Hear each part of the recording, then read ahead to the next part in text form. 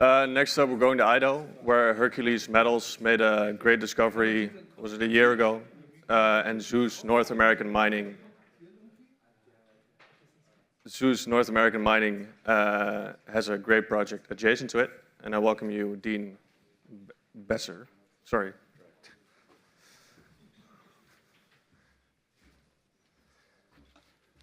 All right, thanks.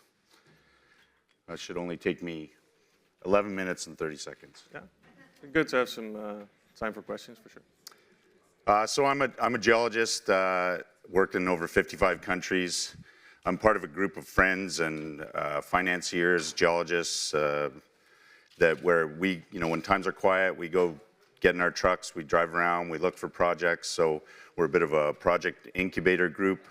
That being said, some of those projects we vend off, some of those they've become assets that we deal with ourselves. So this one, Zeus, is an asset that we wanted to take forward ourselves. So we staked 3 projects in Idaho in 2021. They were primarily staked for silver, with the chance that they could have a buried porphyry associated with them.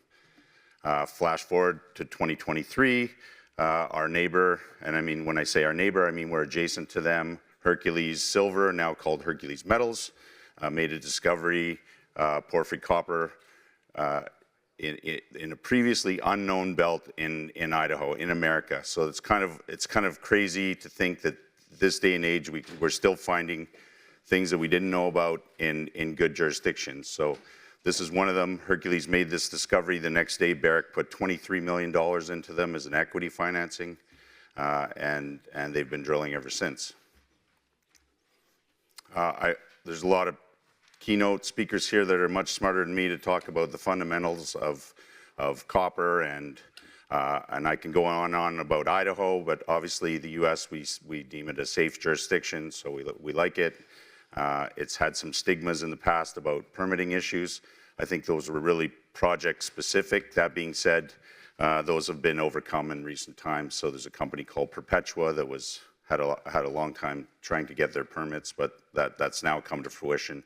So Idaho is again being seen as a good place to be. Again, copper and silver. Lots of guys smarter than me have talked about this during this conference. So here's our project map. We're the blue block there. We're enveloped by Hercules Metals. Basically, what the little mining symbols show is those were high-grade silver showings that were in the rhyolites. So this belt was known for its silver showings, polymetallic veins. So it was maybe considered to be a VMS-style belt. So, again, flash forward, Hercules made the blind discovery of the Leviathan porphyry copper. So now it's taken on a completely new look, and the entire belt for over 60 kilometers has been staked. It's probably one of the biggest staking rushes in America, and a lot of people just really don't know about it. There's not a lot of people talking about it. So again, we staked our project for the exact same reasons back in the day that Hercules did. High-grade silver showings with the chance there could be a buried porphyry. We staked our property along this major structure. It's called the Bayhorse Thrust Fault. It's clearly very important mineralizing structure for the area. And if you followed it all the way down through this belt, basically it forms the center line of all the staking in this belt. So what did we do this year? Well, we mimicked what Hercules had done. We did 3D IP, ground mag, mapping, sampling, soil sampling, rock grab sampling, and we're just about to come out with those results. The important thing here is the reason Hercules made the discovery is they were drilling their silver showings. They had an IP anomaly at depth. Chris, and good on him for doing this, decided to drill one deep hole to test the anomaly because his other geologists said, no, this can't be something, this must be formational, it's too big. So he drilled a deep hole and then found the Leviathan porphyry copper deposit. Again, completely blind under a younger succession of volcanics. and then they're off to the races with Barrick coming in. And I'll spend a bit of time on this slide. This is really the crux of it. The section on the left is the Hercules discovery section. As you see, what happens is you go through the upper volcanic sequence through an unconformity, which is an age break, and then into the Seven Devils volcanics, and then just below that they get into this porphyry mineralization. The pink strands on the maps are younger quartz porphyry dikes. Those are also mineralized. And then if you go to the right and see our slide, this is our mapping from this summer. As you walk, so a different situation. As you walk from the northeast of our project area down to the southwest, you are walking downhill. So you're walking from the top of the mountain down into the Cuddy Mountain Valley. Why is that important? Because basically we walk, as those drill holes are depicted on the Hercules section, as you start from those, we walk through that volcanic sequence. So basically we're getting the view of their drill hole in real time. So we walk through the andesites and rhyolites. We see the unconformity. It's a marker horizon that has hematite in it. So we see that, and then we get just into the top of the Seven Devils volcanic down on the bottom, that dark green bit.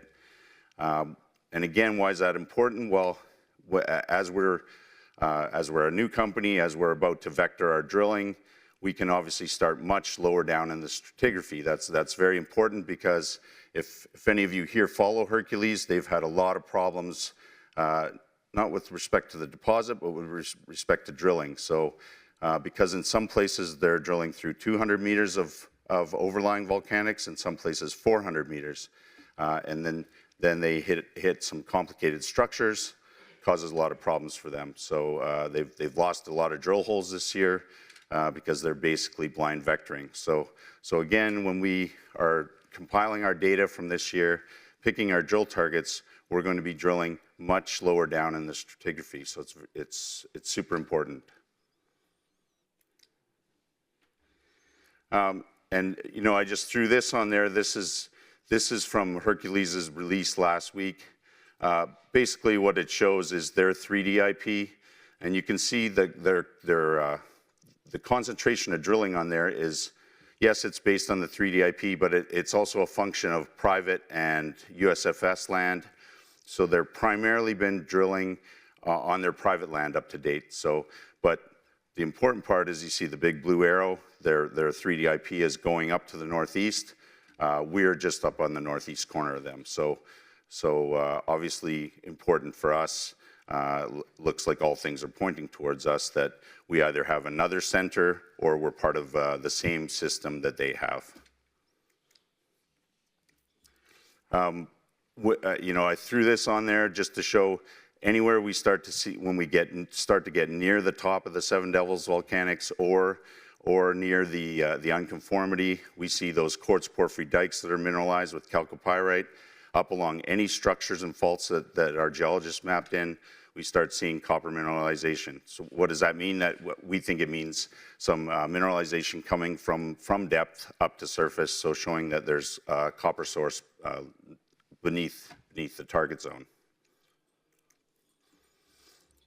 So again, an unprecedented staking rush. This is important because people just don't really understand the magnitude of what's gone on. Barrick's probably spent $30 million staking. They're still staking today. That's 13 months later. So not only having done the deal with Hercules, they've also gone and got the vast majority of this belt. Obviously, this map is oversimplified, but the three biggest blocks on this belt are all Barrick. Barrick staked over Rio. They staked over us, just to make sure that nobody had done something incorrect, so that if they could go in there and pick up the pieces, they'd pick up anything they can. And as they said to me, well, I said, guys, you're staking over us, what's going on? And they said, yeah, we're just gonna blanket cover everything and we're gonna deal with the puzzle later. So the big bad bully comes in but it just shows you, Briscoe had come out a few years ago and said, we want to have a presence in copper. We want to be a copper company, not only known to be a gold company. And this just shows where they could get a foothold in the U.S. On a new porphyry copper belt and get a significant land package, and they've done it. There's another company just to the south of us there called Scout that's private. They have a really great map on one of their presentations that I think a lot of geologists now are starting to hypothesize that you can really start to pull this porphyry belt all the way down from northern Canada, all the way down through western U.S. and all the way down into this belt. It lines up in a straight line, so there's no reason to think that these are the exact same age rocks. There's no reason to think that this isn't part of that same major porphyry belt. Why is it important? Well, if you look at the map, there's 50 deposits along that. And the gentleman before me was talking about tier 1 assets. Well, porphyry copper deposits are tier 1 assets. They're scalable, they're typically world-class assets. And there's a number of them in this belt. If you want to draw a line from here straight up into Canada, you can see that. So basically, again, we're a new company. We started in March. We've done everything we said we were going to do. We did all our field work. What's next for us? We're going to start integrating our data. So we have our data set now. That our data is going to start coming out in the next week or two. We're going to integrate that. We're picking our drill targets and filing our drill permits. We are looking at other opportunities. We're bringing on some new people onto the board to strengthen our board. So we're really doing a lot of things here to grow this into much more than the Cuddy Mountain asset. Even though I'd like to stand here next year and tell you that we hit a major porphyry discovery, we'd also like to have a number of other assets. So again, that's our path forward. We've only done a few small financings because, again, as the talk before me said, the time to get in on things is early. We're one of those early stage things where we have a very good chance to make a discovery. What's the value proposition of that? Well, this is the Hercules chart, so you can see what happened to them. They were basically at the exact same market cap we were. They did a 15x overnight. They're immediately funded, and they're off to the races. Our corporate structure, we have about 60 million shares out, and management and insiders owning around 10%. I'll just want to quickly touch on the other two projects that we staked. Again, they were primarily staked for silver with the chance of buried porphyry. So that's the Great Western and the Selway projects. We just started evaluating those again. The Selway project is more of an intrusion-related gold-silver type target. The Great Western is a CRD, or carbonate replacement style target that we're going to do some ground geophysics to see if there's, again, the potential for that buried porphyry that no one's recognized there, because we do see a lot of copper coming up on surface. And with that, I'm right on time. Great. Yeah, we got 2 minutes for questions. One question for me, Dean. Yeah. Can you allude a bit to the share structure and how much management owns? Because as Christopher said in his last presentation, it's quite important that management is aligned with its shareholders. Are you guys aligned? Yeah, for sure. I own personally almost 10%, so I own the vast. I'd be the second biggest shareholder, so myself, and that including my friends and family. So that our original staking group, we would own somewhere around 30%. Okay, so well, that's great. Yeah. Any questions from the audience? Shock and awe. Shock and awe. How far away is those discoveries from your actual property borderline? About 4 to 5 kilometers, depending on which drill hole you look. And that, obviously, as their drilling goes further north, they get closer to us. So. And I saw their last press release. They said, or two of them, they're like, oh, we're targeting more the south more, and the last one said, oh no, it's looking more to the north. Yeah, again, Hercules is having a lot of issues vectoring their drilling, so they're not understanding their deposit because they're getting I wouldn't say a surprise, but they're getting surprised every different hole. So they're trying to understand, you know, which way the mineralization is getting stronger is changing daily for them. But obviously, two of their best targets based on their last press release are to the north and northeast. So that's right where we are. And they moved to RC drilling. Yeah. Would you be looking at an RC program or a diamond program? We'd be doing only diamond to start. And again, that when I talked about the strategic advantage of being lower down in the stratigraphy, that's very important for us because the problems they're having with the diamond drill are hitting faults at depth, and that blocks up the tubes, and it causes a lot of problems for drillers, especially when you're down 500-600 meters. When you're near surface, you can deal with those problems much easier. Okay, great. Thanks, Dean. If anybody has any questions, Dean is in room 22, I believe, right? Yep.